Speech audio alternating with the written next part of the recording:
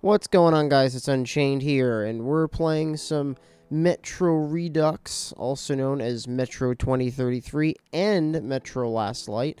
Of course, this is a compilation of both. Currently, this little intro you're watching is for Metro 2033 because I chose to start from the very beginning.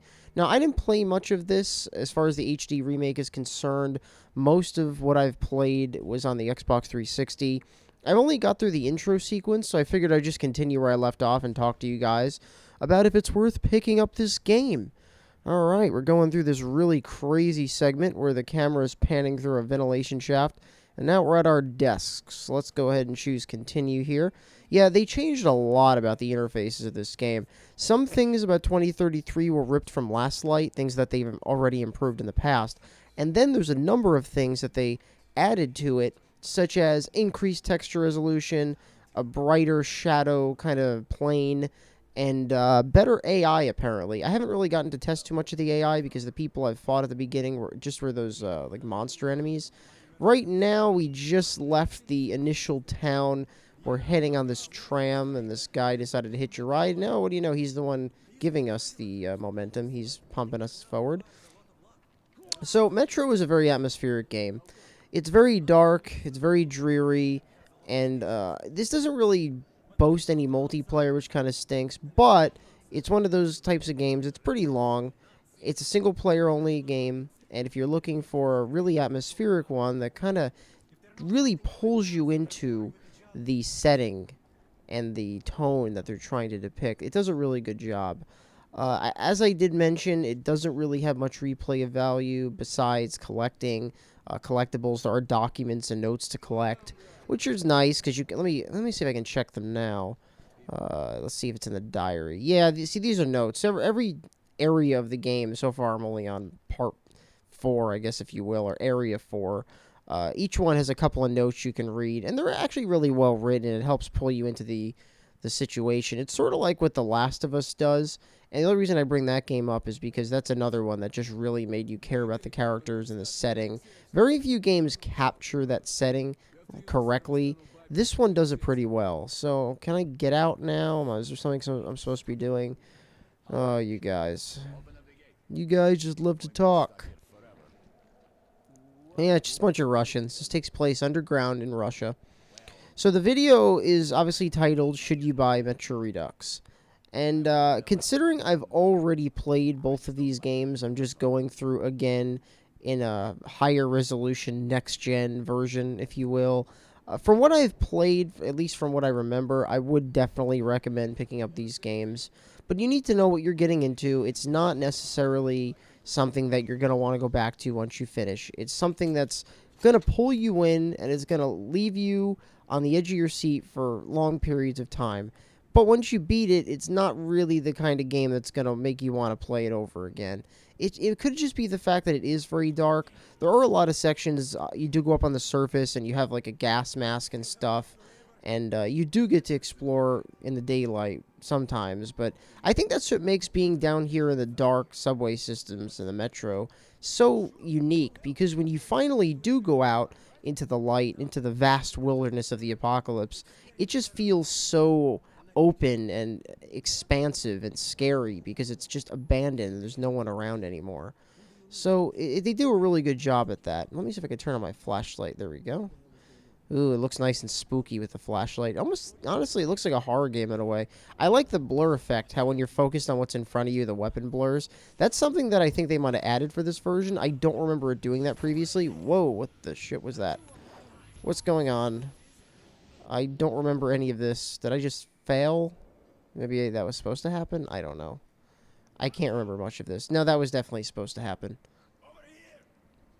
Well, I guess I gotta go ahead and call spoilers now. If you guys don't want to see any of this, turn off the video. I mean, I'm only showing like one area here. You're not supposed to know what this is. Honestly, I can't even remember what this is. That is just one scary looking alien.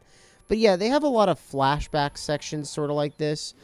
They'll have some flashback sections. I guess this is more of a, I don't know, nightmare, I guess.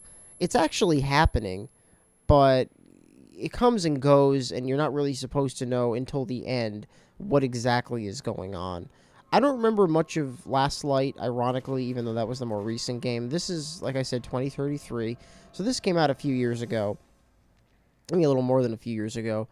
And this one had a really good way of tying it all together towards the end. But you find more out about what the thing was and what's happening to your team, you know, in the future. But right now, we could see that everyone is left killed, and you're the only one alive. Or at least they seem killed.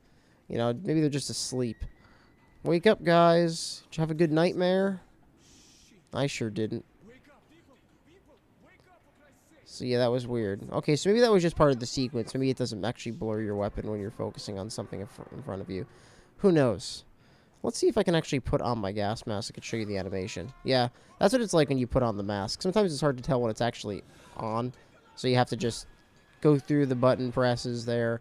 It's got a pretty interesting interface. When you hold LB, these are the options you have here. You have your gas mask. You have your flashlight. You can flip on and off. I don't know what the hell this thing is. I think it's binoculars. Then you have a new, on the bottom, map to A. You could put a new tank on your gas mask when it runs out of air. And I really should be shooting people. Yep, welcome to shooting in this game. Quickly tap X. Well, you don't have to worry about this. It doesn't do this that much. But when it does, I feel like it's totally worthwhile. That's right. Get stabbed. Oh, man. This is just so scary. If I knew that these guys were out here in the subway systems, I definitely would not be out here. I would just stay in the damn colonies that they have set up, and I just wouldn't leave. But yeah, the shooting in this game is pretty good. It doesn't feel like Call of Duty or anything like that. It feels a lot slower and weighty. Weapons have secondary fire. Like the shotgun, for example, if I pull the left trigger, it'll shoot both shots out. Boom, and then it goes right to reloading. Naturally, it's stronger when you do that. And if you shoot with the right trigger, well, depending on what console you're playing on, it only shoots one barrel at the same time. So it really just depends on if it's an emergency. Like this guy's right in front of me, so I wanted to exhaust both barrels into his face. So I'm playing on the Xbox One. This runs at 900p and 10... Well, oh, shit. I was about to say 1080p for PS4, but it is... Hang on. Oh, God. Looks like they just threw me off the tram. I don't know if that was supposed to happen. Yeah, I guess it was. You could just tell. Yeah, I don't remember much of this, so it's almost like me experiencing it blind. But yeah, the Xbox One is 900p and 60 frames a second, and the PlayStation 4 is 1080p at 60 frames a second. Now, I think this game looks good on Xbox One. Obviously, I'm comparing it to the Xbox 360, so I think it looks good. I'm not really going to go ahead and compare resolutions here, but I would just say get it on your platform of choice based on what you want to do. I'm not going to tell you it's only worth getting it, you know, for one console over the next, depending on, you know, graphics, resolution, because it's really not that big a difference. I don't really remember what to do here, so we're going to go ahead and call it quits. But what I will say is, if you're thinking of picking this game up, definitely do so. Just know that it doesn't really have a lot of replay value. It's a great single-player experience. You're getting 2 for 1 here. You're getting 2 Metro games, and it should last you about 35 hours. So should you buy this? Absolutely, and I hope you enjoy it.